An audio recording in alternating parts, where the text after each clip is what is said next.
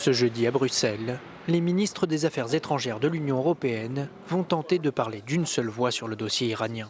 Les 27 comptent peser sur Téhéran pour mettre fin à la répression dans le pays.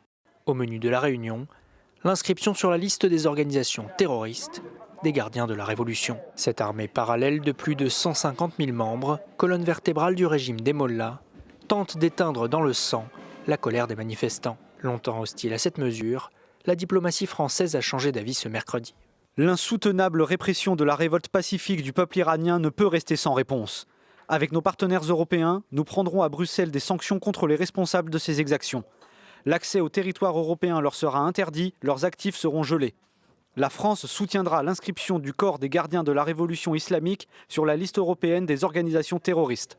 Un revirement, car jusqu'à présent le Quai d'Orsay privilégiait la négociation avec la République islamique, notamment sur la question du nucléaire.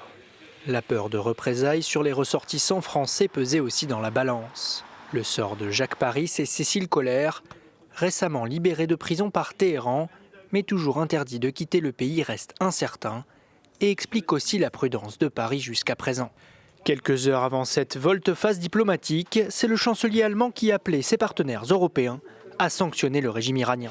Un régime qui ne peut se maintenir au pouvoir face à sa propre population qu'au prix de la terreur et de la violence, ses jours sont comptés. Cela peut prendre des semaines, mais ce régime n'a aucune légitimité pour gouverner. Pour être appliquée, l'inscription des gardiens de la Révolution sur la liste des organisations terroristes de l'Union européenne devra être adoptée à l'unanimité par les 27 États membres.